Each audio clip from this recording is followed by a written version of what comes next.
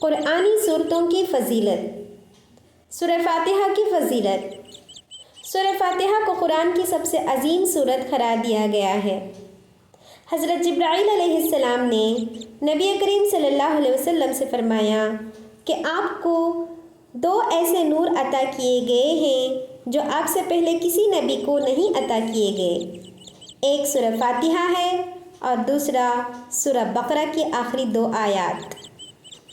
سورہ بقرہ کی فضیلت۔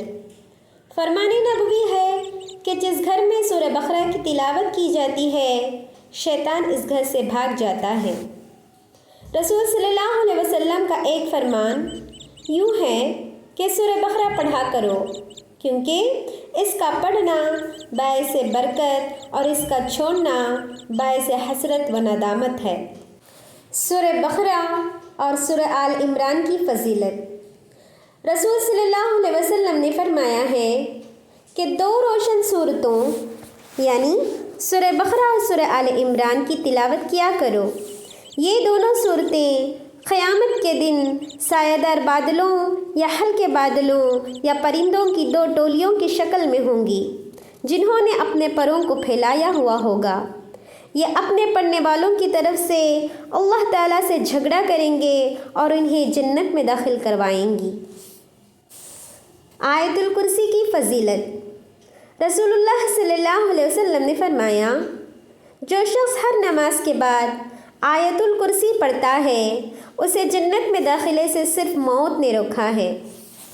ایک اور حدیث میں ہے کہ جو شخص سوتے وقت آیت الکرسی کی تلاوت کرتا ہے تو اللہ تبارک و تعالیٰ کی طرف سے اس پر ایک محافظ فرشتہ ساری رات مقرر رہتا ہے اور ساری رات وہ شخص شیطان کے حملے سے بھی محفوظ رہتا ہے۔ سورہ بقرہ کی آخری آیات کی فضیلت۔ فرمان نبوی ہے کہ جو شخص رات کے وقت سورہ بقرہ کی آخری 2 آیت تلاوت کرے گا تو یہ اسے ہر قسم کے نقصان، شیطان اور تمام آفات سے بچاؤ کے لیے کافی ہو جائیں گی۔ سورہ کہف کی فضیلت۔ حضرت ابو سعید خدری رضی اللہ تعالیٰ عنہ سے مروی ہے کہ رسول صلی اللہ علیہ وسلم نے فرمایا جو شخص جمعہ کے دن سورہ کہف کی تلاوت کرتا ہے تو اس کی روشنی 2 جمعوں تک باقی رہتی ہے۔ سورہ کہف کی ابتدائی 10 آیات کی فضیلت۔ فرمان نبوی ہے کہ جو شخص سورہ کہف کی ابتدائی 10 آیات یاد کرے گا وہ دجال کے فتنے سے محفوظ رہے گا۔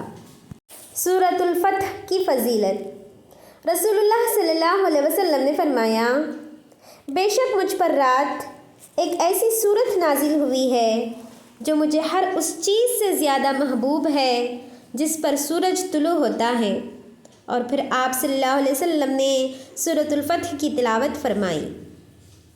سورۃ الملک کی فضیلت۔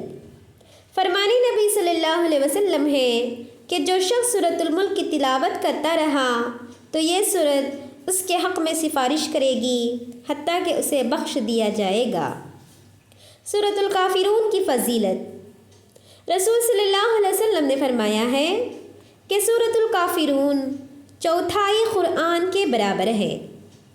سورۃ الاخلاص کی فضیلت۔ فرمان نبی صلی اللہ علیہ وسلم ہے کہ سورۃ الاخلاص اجر و ثواب میں 1/3 قرآن کے برابر ہے۔